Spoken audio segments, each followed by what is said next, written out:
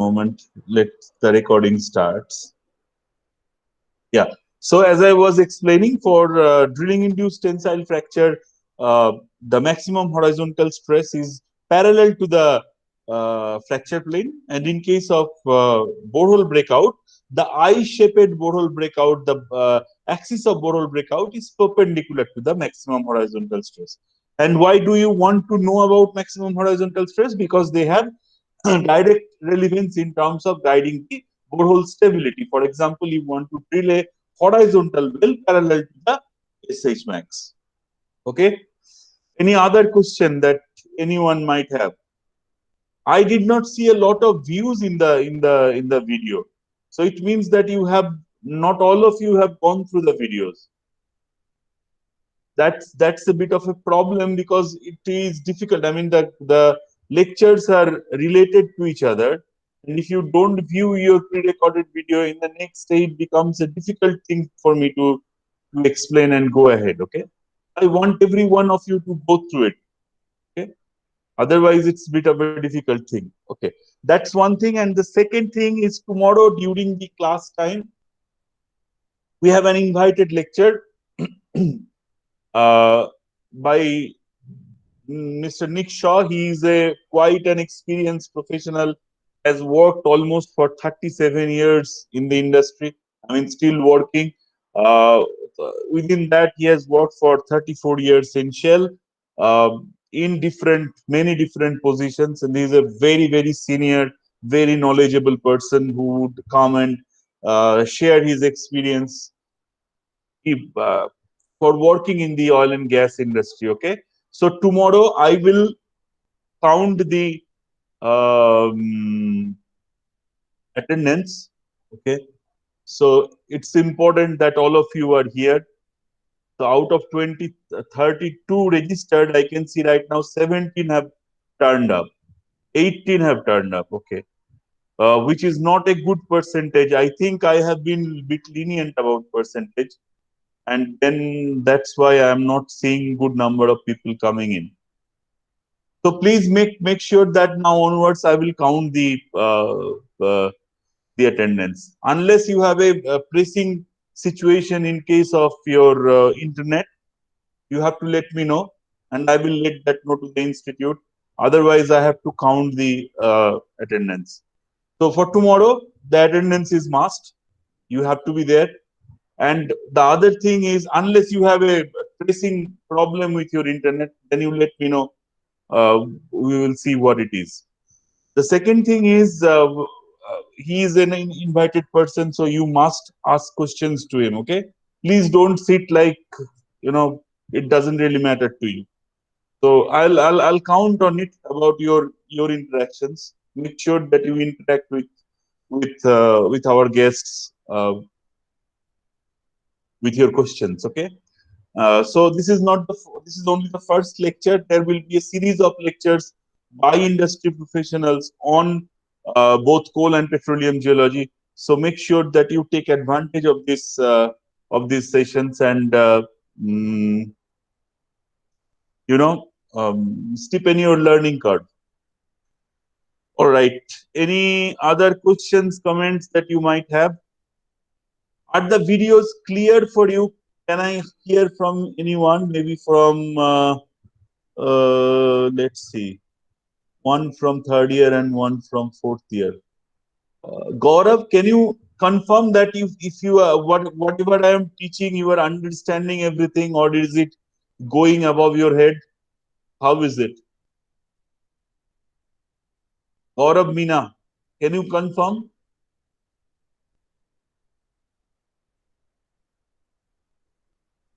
All clear? Good. Jay, can you tell me whether you are getting everything in the book? Are you getting enough? I mean, the books that I have referred to, are all the things covered in the book?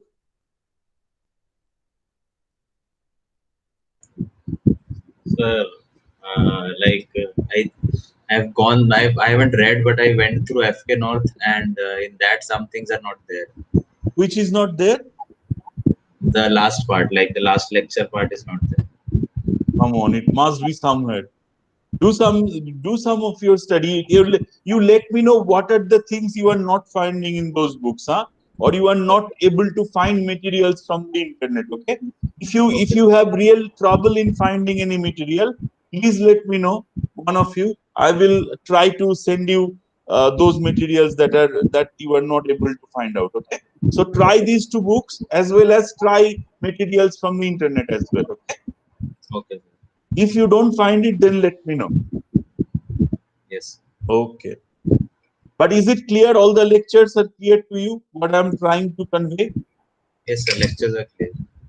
Okay. Excellent. All right, then let's proceed with today's lecture. Let me present.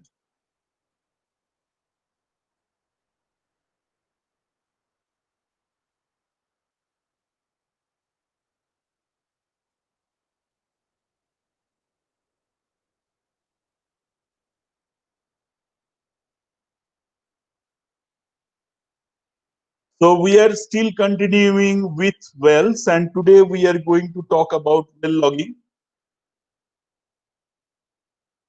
Okay, and well logging is also known as petrophysics. Okay, let me just put it in the full screen, and then we will talk.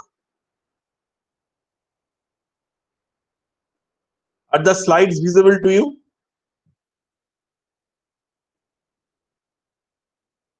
Can someone confirm if the slides are visible?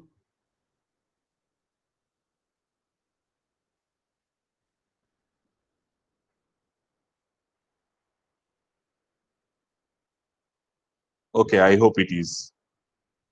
Okay, so well logging, and this is also called the study of well logging, is also called, as I said, is called petrophysics. Okay,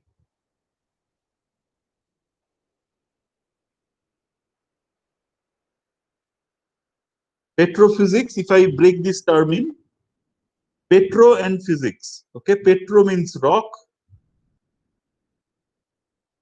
and physics, you know. Okay, so the study of the physics of the rock is called petrophysics. Okay, sometimes it is also simply called rock physics as well. So petroleum, the name essentially comes from the word petro, and petro means rock. Okay? Hence, we call petrology. So, what is well logging? Well logging is referred to the continuous recording of data, rather we can say geophysical data,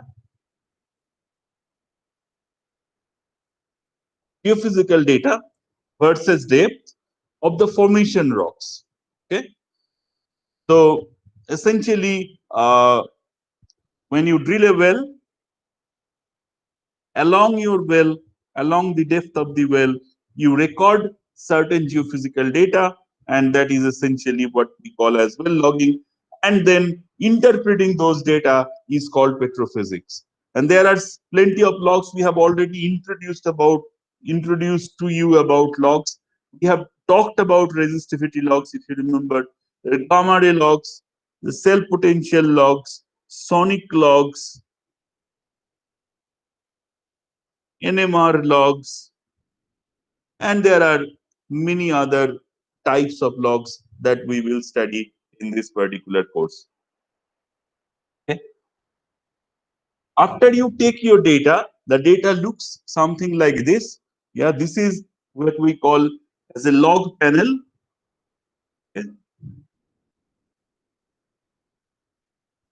And you can see all these different. So in the y-axis of this log panel, you generally have depth.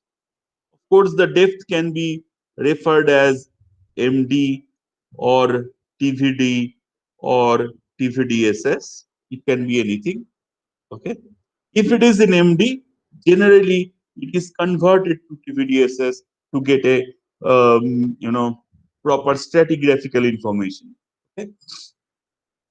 And all these different colored lines essentially represents the variation of that geophysical property, okay, with respect to depth. So the all these lines, as you can see, 1 2 3 4 5 6 7 Okay, this is perhaps the interpretation.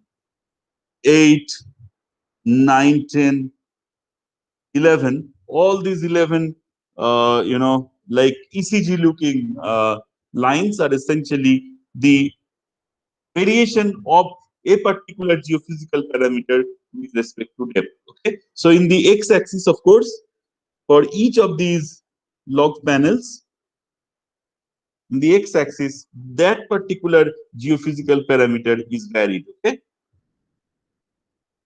and we will explain what are the different geophysical parameters in a moment. So this is how a well logging is generally done. So you can see here is my well. Okay, now the well has been drilled and then the well has been cleaned. After the well has been drilled and cleaned, then you can see here that there is this small instrument, okay, or a probe, which is inserted till the bottom of the hole. It comes all the way up to here. Okay, and then what is done? So while it goes down, data is not recorded. And then after it reaches here, okay, you slowly pull it up. Okay, pull it up. And while pulling it up, you keep on recording data. Okay, and this is how the data looks like when it is being recorded. Of course, you can see in the so the software which is attached to this tool, which is sitting in this card, okay, which is in the well site, of course, it provides you a variation of this of different geophysical properties with respect to the depth from bottom to the top. Okay, from bottom to the top.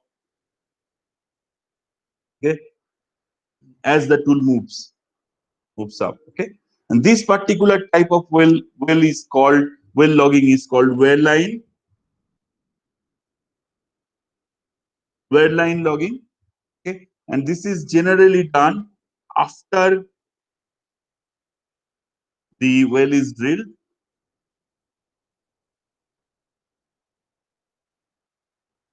Okay.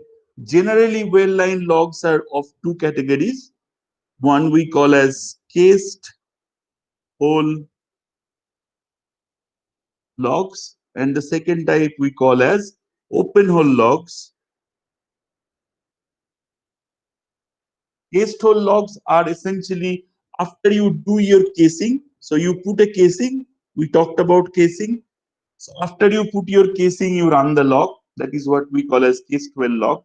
So the this probe is sensitive enough to actually record geophysical signals across the across the casing. Okay, it is, and then open hole logs are done in open hole. That means before the casing is put. So before the casing is put, you actually submerge your logging tool, do the logging, and then you case the well. Okay. So in case of open hole, for open hole logging, casing is done after logging. Okay, and in case of close cased hole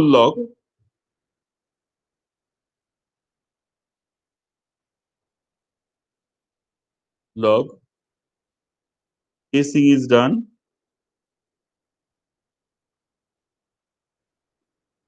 before logging. Okay,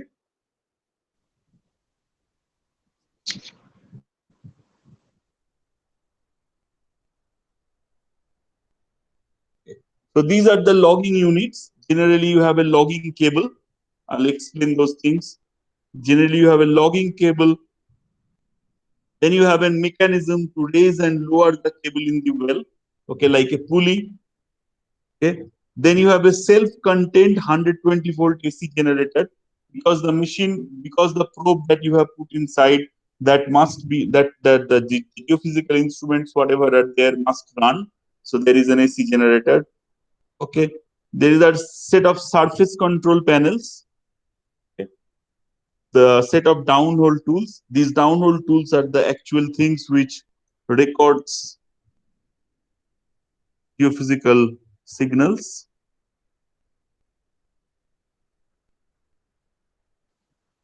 Excuse me, sir. Yeah.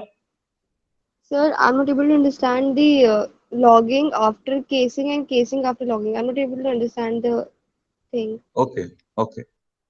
So in one case, I mean, there are two types of wear line logs. One we call as cased hole logs. One we call as cased hole log. The other one we call as open hole log. Okay. So cased hole logs.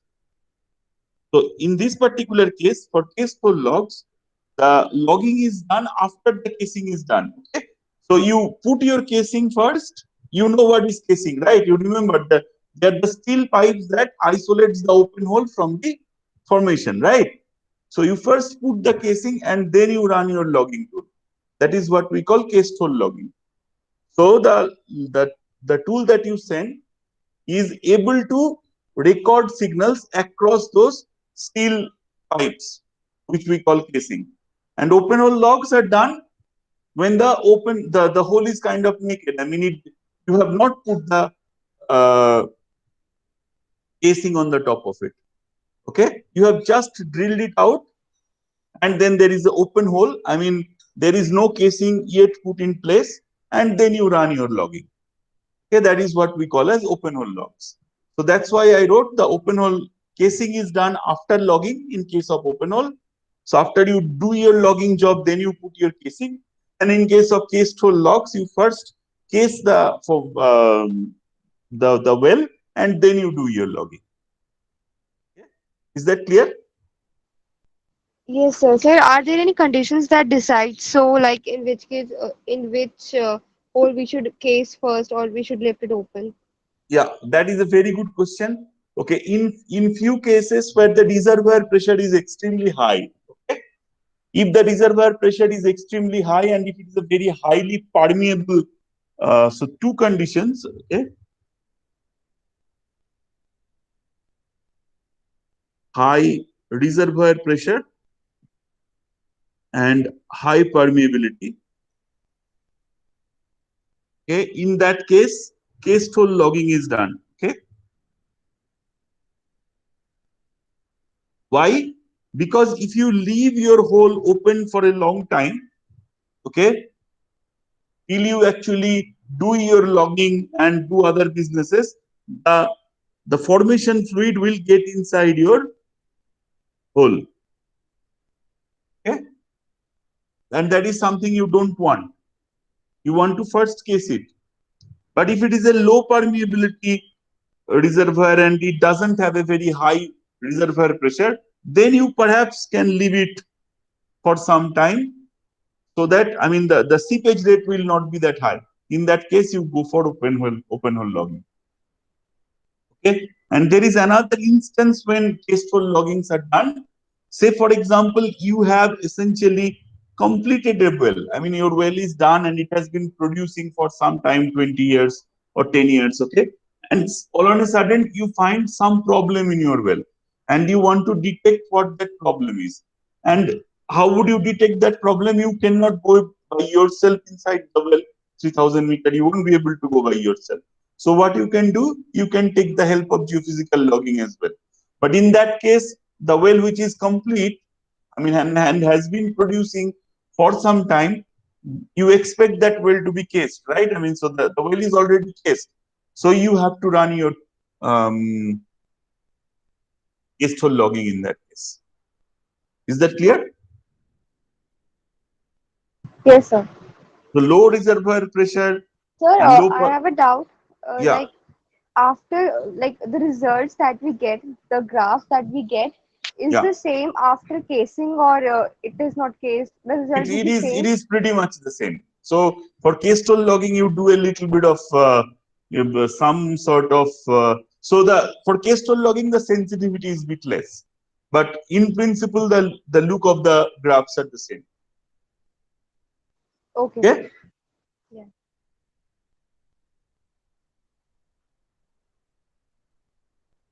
So you have set of downhole tools, and then you have a digital recording system, of course. Okay, that records all the data. So that those are the important logging units which people use while a logging job is done. You can see here the picture. I mean, another cartoon to explain how this logging is being carried out. Okay, so here is your hole, of course, and then this is the pulley,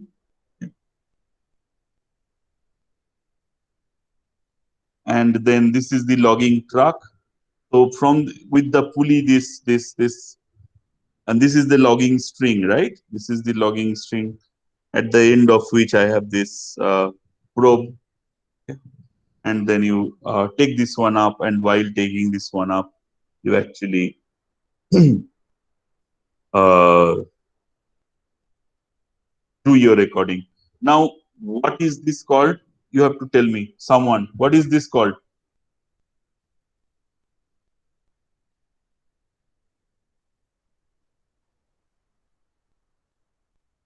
Kelly Bush. Kelly Bush. Very good. All right. Now, what I want to do now is to show you a video.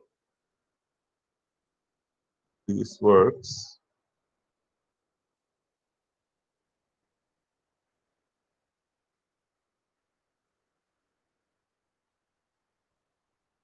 That will express a very short video that will explain.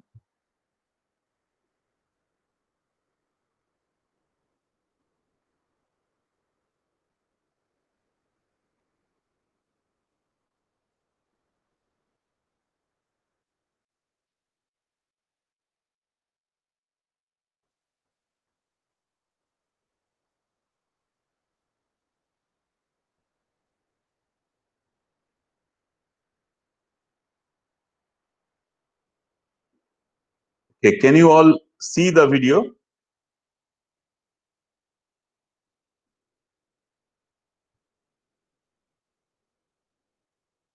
So you can see here is the Kelly Bush. Okay. Here are the logging tools, the logging crew. This is the truck where logging is being done. You can see the drilling is happening at this moment.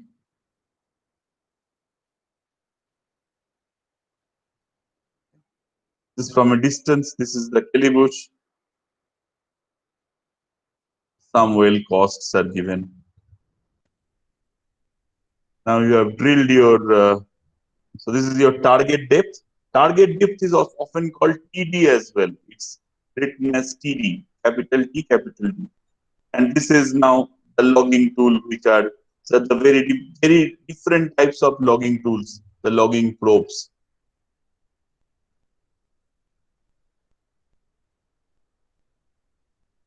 This is a this is a picture of a logging tool, logging string. Then you have the gamma ray tool, neutron tool, density tool, sonic tool, and resistivity tool. This is how they are arranged on that tool. Now this is the logging string. You can see there is this pulley, and here in the lab, I mean in that small uh, place, I mean that truck, the logging is done. You can see here the thing is being pulled up. I'll just show you once more. This is where things are recorded. You can see this is moving up, and it's sending some sort of geophysical signal, okay? And then the geophysical signal is recorded here. And then you are getting these well logs, okay? And then you are interpreting shell, sandstone, shelly sand, sandstone. This is the gamma ray log. We will discuss what gamma ray logs are. Okay. That actually differentiates between cleaner rock to something which is shelly. This is shell. So why it is shelly, we will explain from the, so this depth interval belongs to shelly formations. Why, we will explain. And then here is my sandstone formation. So this is the interpretation part. This is one type of tool. Now this is resistivity. You can see how these resistivities are changing with respect to depth. So there is some background value. You can watch that the resistivity is increased at this particular depth interval. So that will tell you something about the fluid content. We have touched upon it briefly, but we will discuss it later on.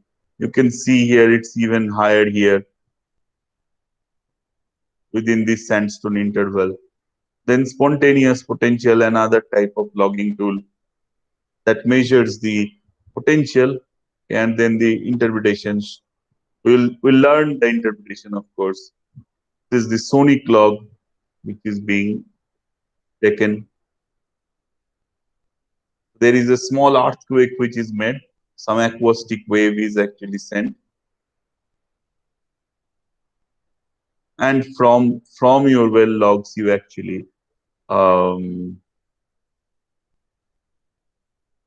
that was a spontaneous potential SP log.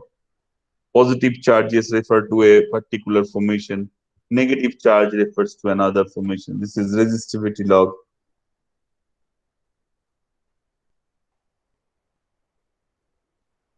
You can see here current pulses are being sent inside the formation. In cases the formation is extremely resistive, okay, so the pulses cannot penetrate deep. But in cases it can penetrate very high to a very greater uh, perpendicular to the well, of course, and that is referring to something else. So this is these things are interpretation on the top of the well log. Then you can see neutron porosity, another type of well log.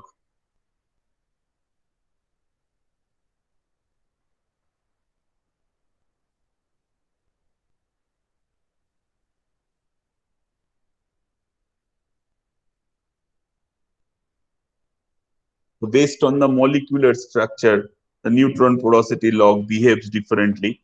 It behaves differently for oil and it behaves differently for gas.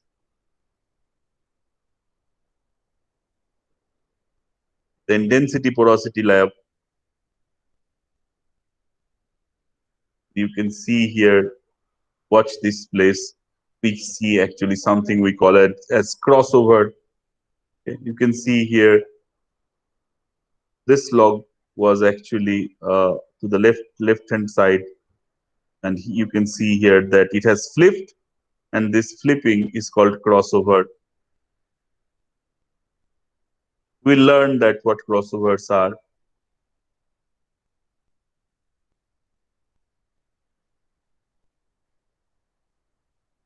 And this specifically signifies the presence of gas. And now the sonic log is being generated. Okay, so sonic is essentially providing, creating small earthquakes. And you measure the transit time. Caliper log actually determines the condition of the hole. Okay, whether the hole, you can see here this is perhaps the presence of a breakout. You see, this is the presence of a breakout, and that you can find out also from the caliper log. Gamma ray tool, neutron tool, density tool, sonic tool, resistivity tool. We are going to learn about all these logging tools in this course.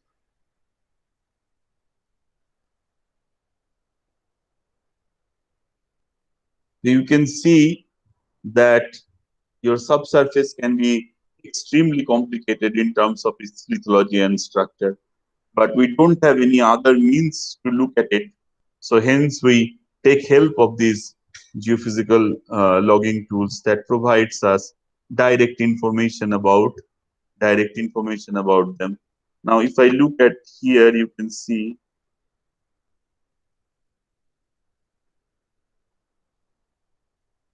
if I just stop it for a moment here. So you can see this is a top structure map, the total area. You know about top structure maps. You have done maps before. And here is your well. So these black dots are your well. You can see that the well logs are extremely high resolution data, right? Because you can resolve them almost in centimeter scale with very good quality data. You can resolve them in centimeter scale. But then the aerial exposure of a well data is extremely limited. You can see they are simply like a hairline information.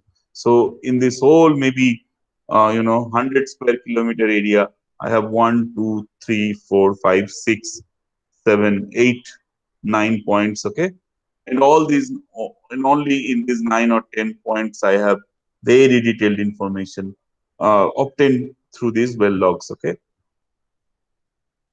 so the other thing, the next thing you have to do as a geologist when you after you interpret your well logs is to do well log correlation.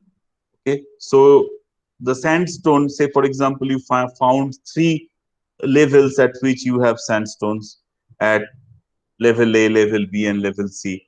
And then you find in this well in level D, level E, and level F.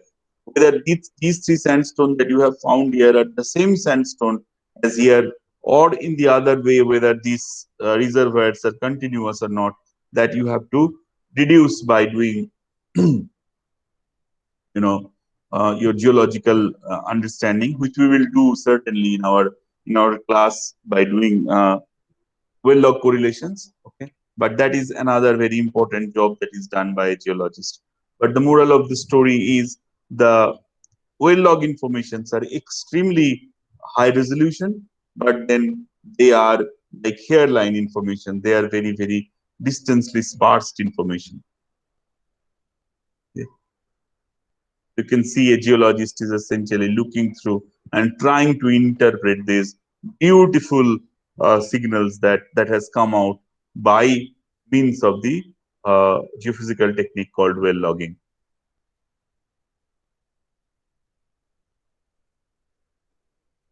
So this is what we call as well correlation. You can see I want to correlate these wells. So I have got these different well logs. Okay. The first thing that I'm trying to do is to align them at a particular depth. Okay. So this is what there is this alignment, and then I'm trying to, you know, draw these continuous layers to them. So whether they are continuous, whether they are not, that depends on your judgment. Because why it is important? Because you will drill a well, okay, which will be in between two wells, right? And that you will only drill that well to know whether this reservoir is present here or not. Whether what are the chances that this reservoir will stop here and the reservoir will stop here and I will virtually get nothing if I drill here, or this reservoir is actually continuous, and if I drill through it, I will be able to find out oil and gas and suck the oil and gas out from this reservoir. So that judgment you have to take as a geologist. Yeah.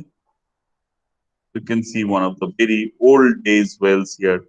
Uh, if you search old Texas pictures, you will see Texas was actually kind of uh, completely uh, flooded with such wells once upon a time. Yeah. So, anyone has a question? Anything that is not clear?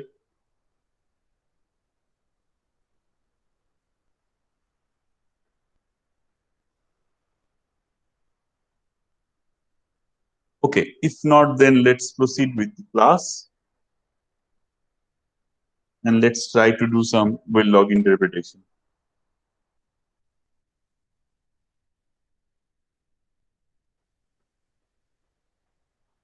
Okay. So this is the set of well logs that you can see here. Okay. So today we are going to discuss about maybe one or two well logs, and then we will continue in the next class. Okay. So the first well log that we will discuss today is called gamma ray. So this is the well log.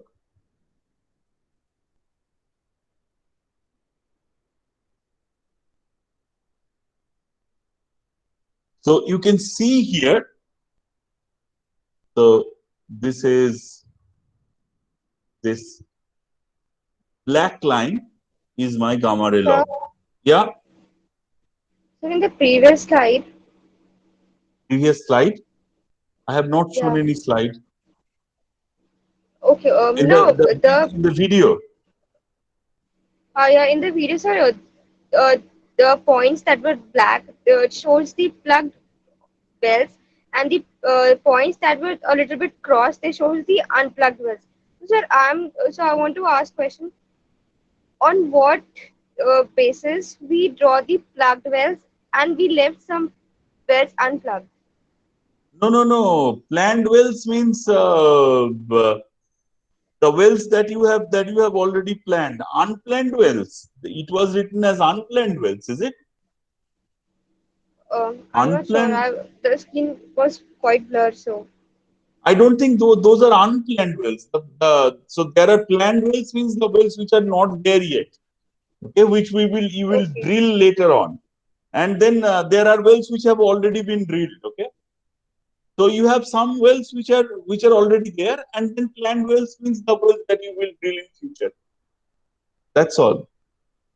So how you will plan Okay. your wells, of course, will depend on your scientific reasoning on understanding. So I'll explain that to you when we deal a little bit more with well log correlation. Okay, how a well is planned. We will discuss that in a later on. Okay, so the let us first today look at the gamma ray. So you can see here the gamma ray log, which is this. So first, second, third, fourth panel. Okay. So the fourth panel we are interested to look at, and you can see here, this is the gamma ray. The scale in the x-axis runs from 0 to 150. Okay. 0 to 150 API units. What API units? You don't have to be bothered at this moment. Just remember that is API units, a unit that describes the emission of gamma ray from 0 means almost no emission and 150 means very high emission. Okay. So anything which is and in the y-axis the depth is drawn. Okay.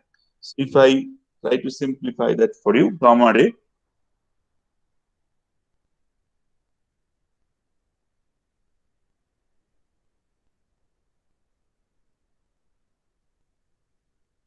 in the x-axis I have 0 to 150. Okay, so the gamma ray value increases from left to right, and in the y-axis say I have plot TVD, and here I see my gamma ray log.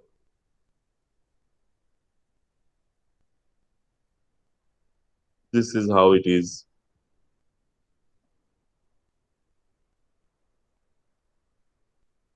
So you can see the value essentially varies. Sometimes it is very high, sometimes it is very low, sometimes it is in between.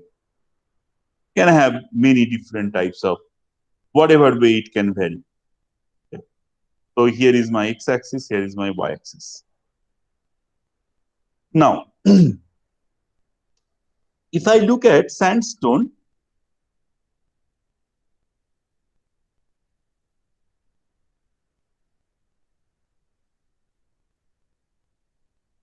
and let us say we are looking at an arenite.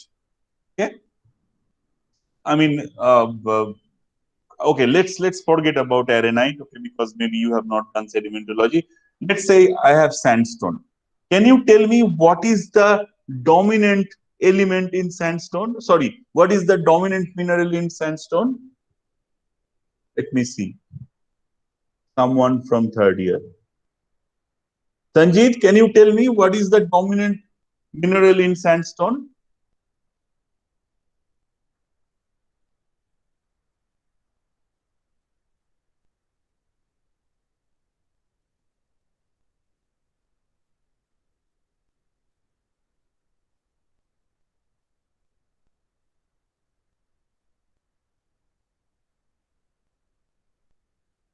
Okay, Shivangi, tell me what is the dominant mineral in sandstone?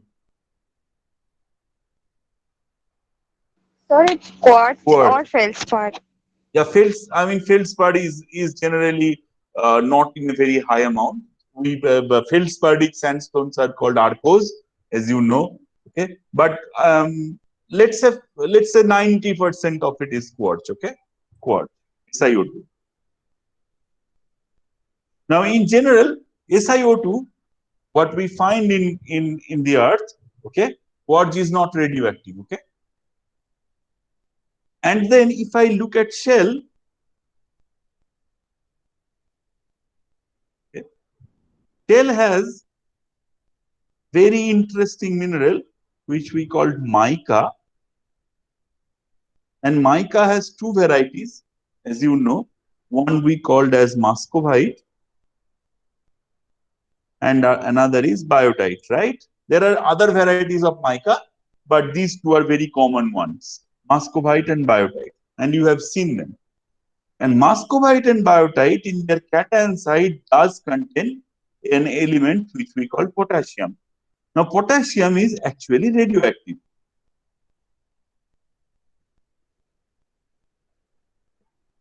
So, if I run a tool, okay, which measures the natural radioactivity of different formations, where would I expect more radioactivity? In shell or in sand? In shell, of course, right? So, if I ask you to identify in this particular graph, where are my Shelly intervals? I will simply say where my gamma ray is high. Okay, so perhaps this is one Shelly interval, and this is another Shelly interval. Now, of course, then this is my sandy interval. This is also my sandy interval. Now, let us say the shape of the gamma ray is looking like this, you know. So it was low gamma ray, and then it is becoming, the gamma ray content is becoming higher. Okay. So it is from a clean sandstone, it is becoming shelly. So this is what we call a fining upward sequence.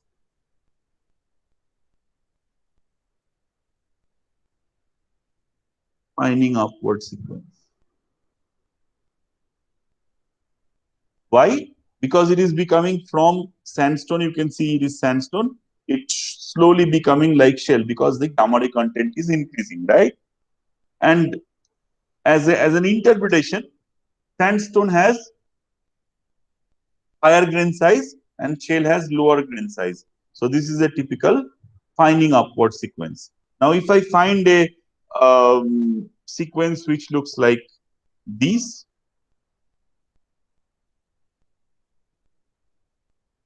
this is depth and this is gamma ray. If it looks like a nose, then this is actually portioning upward.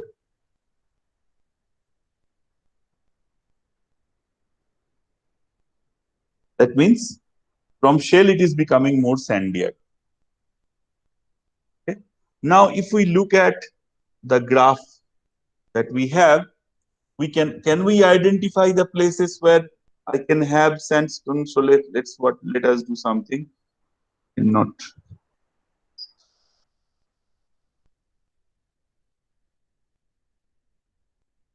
I just take the snip out of the sandstone.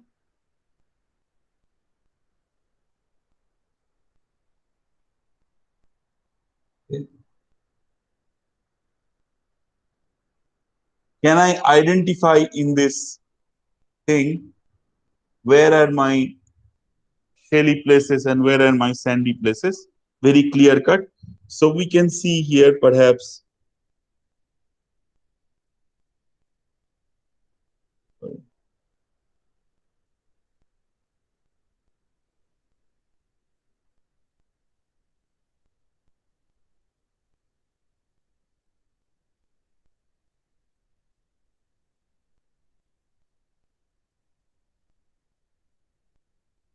perhaps this is one interval where I have sandstone. Then this is another interval where I have sandstone. Here is also a little bit of sandstone. So this is one sandstone interval.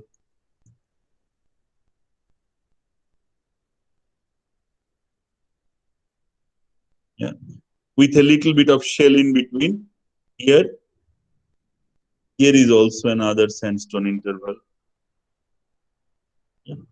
And then of course, here is another sandstone interval, but then of course there are some shell in between. Okay. Now if I look at this particular, the shape of this graph, what it is, this is finding upward, right? This is finding upward. Can we observe anything coarsening upward? Let's see.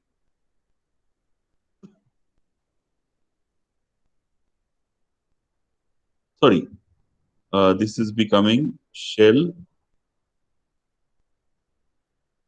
Sorry, this is coarsening upward, of course, because you can see here it's becoming more sandy. So this is coarsening upward. My apologies.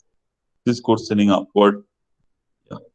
And you can find out here, this is finding upward.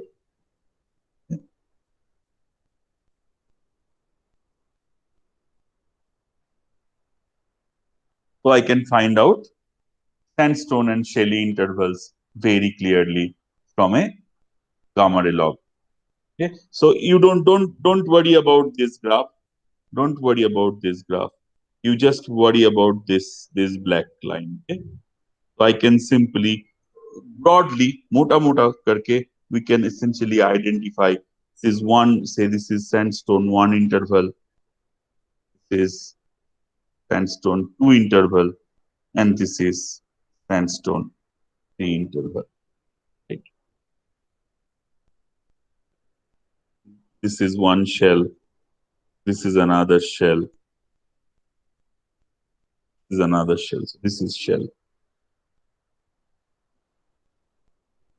So high gamma ray corresponds to shell and low gamma ray corresponds to sandstone. But then there are, of course, transitions. Somewhere you can see that the sandstone slowly becomes shell and shell slowly becomes sandstone. Okay. Or the boundary could be abrupt. Okay. Or it can actually have a transition like just I have discussed. All right.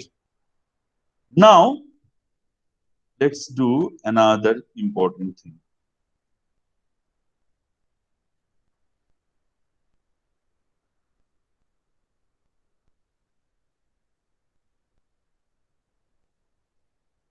From this, we can calculate V shell at any point from the gamma ray log. Okay. How do we do that? Suppose I want you to calculate V shell at this point. At this point P, I want you to calculate V shell. Let's explain that in my whiteboard and then I will come to my actual example. Let's draw a gamma ray log first. Any hypothetical gamma ray log.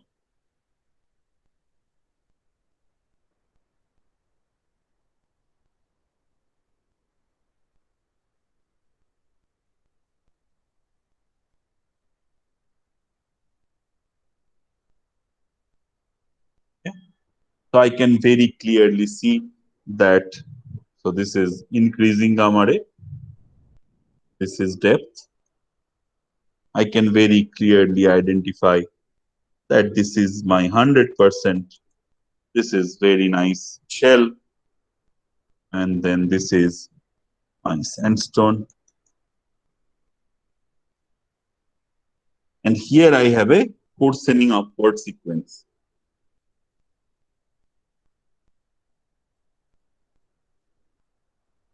Because this is more shelly and this is slowly becoming sandy as I am moving up.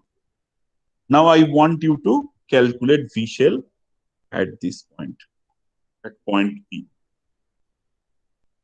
So the first thing that you have to do, you have to draw two lines. One, what you think as the consistent gamma ray minimum. Okay. And then read that amount. Now, suppose this is 20 API.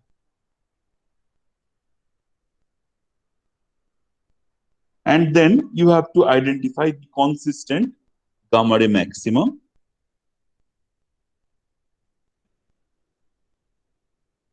And suppose this is 120. Yeah. And suppose you have read at point P the gamma ray value. Point P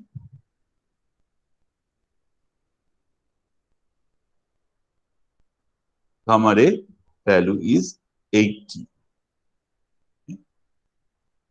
Then P shell or volume of shell at point P in percentage is equals to 80. That is what you have read here, minus 20, which is my gamma ray minimum, by 120 minus 20. So 80 minus 20 is 60 and 120 minus 20, 100. That means 60%. So V shell is 60% at this point P. Hence, net to gross is equals to 100 minus 60%. That means 40%. Now, suppose this is the look of my gamma ray. This is how it is, and then I find a spike here. And here also I find a spike. Should I consider this spike while drawing this black line? No. What I will do, because perhaps this has happened because of some sort of problem in my instrument. So we will not consider this spike if the spike is only one. Yeah. We will consistently, while I draw the maximum gamma ray, I will look at my consistent maximum. Okay. And then consistent minimum. And then read these two values. And then read at any point where I want to calculate my V shell, and then use this formula. So the formula can be generalized as gamma whatever you measured minus gamma minimum by gamma maximum minus gamma minimum. Now if I come back to this example, okay, so I have to calculate it here. So what I have to do, I have to first draw my, maximum line. So the maximum line should be somewhere here. Okay. And the minimum line should be somewhere here. Maybe I could have done a better job, but you got the point. Okay. I will read what this maximum value corresponds to in this scale. I'll read the minimum value what corresponds to in this scale. And I read the value here, of course. That will be here. Okay, and I use the very simple formula gamma measured minus gamma minimum by gamma maximum minus gamma minimum, and that will provide me with the V shell in percentage, and 1 minus V shell is my net to gross. Because why I want to know about the net to gross? Because that will help me to calculate my STOIIP or IP. Okay. So let me know if you have a question.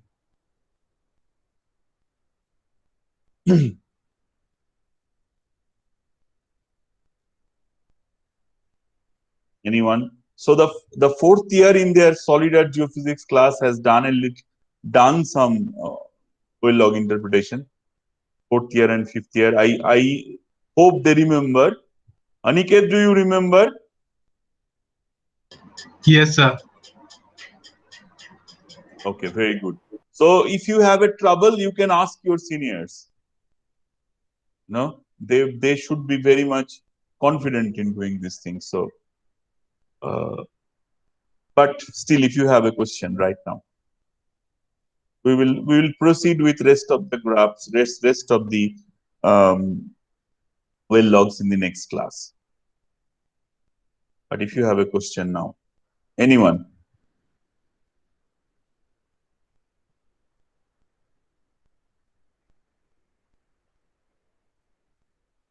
All right. If not, then I will stop the class here. Make sure that you are here at 5 o'clock tomorrow. Okay. And please be interactive.